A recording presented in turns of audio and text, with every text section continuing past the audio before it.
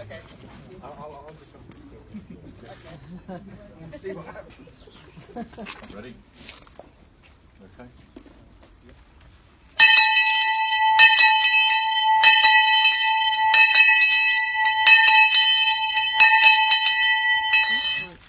Oh yes!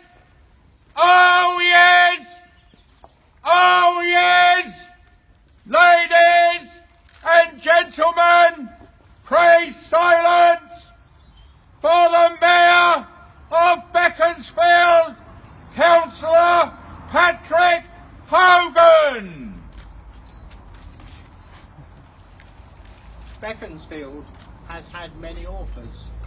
Enid Blyton, G.K. Chesterton, Alison Utley, to name but three.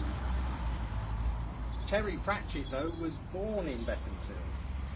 Inspired by space and science fiction, he was an avid reader from an early age and a library user. The value of libraries cannot be underestimated, and the presence of County Council officials here today underlines this. Writing from an early age, Terry honed his skills in journalism, where words are used succinctly to encapsulate and describe real-world events as well as minutiae. However, his famous Discworld novels are in the realm of imagination, achieving worldwide success and recognition, as well as here in Beaconsfield. Just last year, the Young Theatre of Beaconsfield brought Granny Weatherwax to life in a performance of a play based on Masquerade. And a similar outing is planned in May this year at Beaconscott.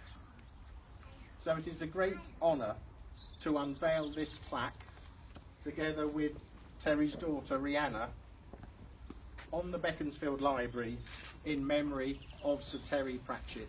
Over you. Ready? 1, 2, 3.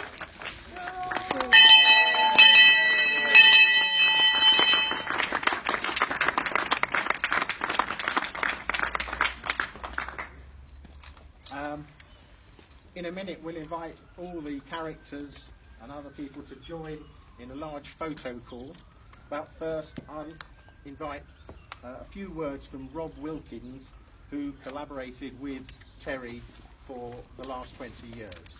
Rob, if you'd like to say a few words. Thank you, sir. Thank you. Terry tried to explain the importance of Beaconsfield to me many, many times. It's certainly about the library, but Beaconsfield itself. He honed his thoughts about Beaconsfield one day when he described the day that the Apollo 11 crew landed on the moon, and that the Bucks-Free Press had decided that they weren't actually going to run this as the story on the main page, which for a young Terry Pratchett, he found this very, very strange. This news that the whole world, it was about the whole world, the whole universe would put a man on the moon. But no, the Bucks-Free Press had a local story to go on the front page.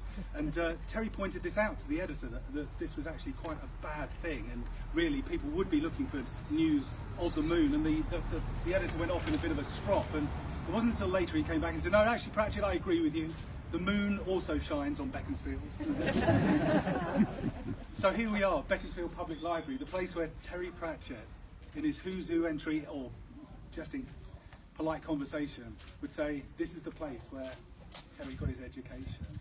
A school teaching him no more than how to spit and fight, apparently. So I'm sure it's all run away from school. We have some alumni from Hotspur School here today, so just be careful. I will be careful what I say about that. No, we had great fun recently. Part of our recent documentary was filmed at Hotspur School, and they were very, very friendly. But I think for Terry himself, I don't think school was it wasn't a happy time. But here in the library, he was given a copy of Wind in the Willows at the age of 10.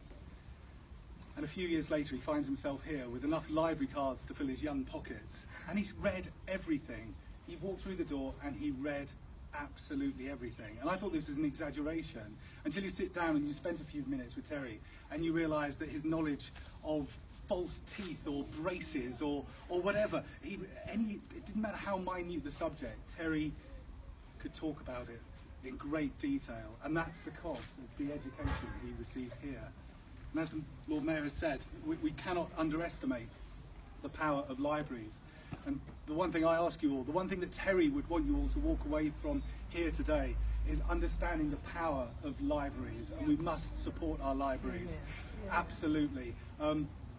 Libraries are relying more and more on volunteers, and that's great. Terry was a volunteer, and as I said, this is where he got his education, but we shouldn't just rely on volunteers. Librarians are sacred. Terry worshipped librarians. Of all his awards, let me have a think, all the way from his knighthood through to his Blue Peter badge, his Library Association of America award meant so much to him because it was from librarians. Librarians teaching children the joy of reading. And as Terry said, read my books. You might like them, but I tell you what, you'll love them. And I know there's a lot of familiar faces here today, and I know that you love Terry's work. We all love his work. And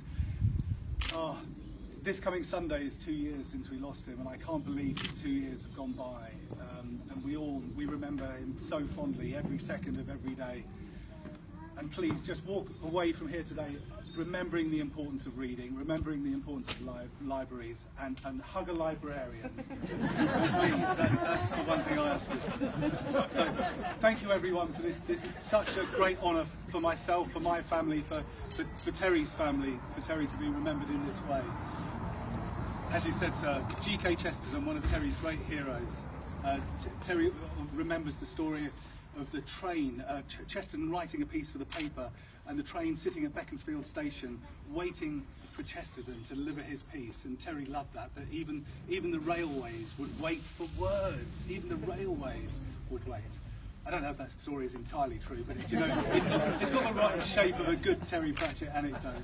So thank you to the people of Beaconsfield for giving us the Terry Pratchett that we knew and loved, because this is the place where the seeds of all of those stories began. So thank you, Beaconsfield. Thank you, Beaconsfield Public Library. Thank you to the council. Thank you, Margaret, for everything that you've done to make this happen. And thank you, everyone, for being here. And a round of applause for Terry, please.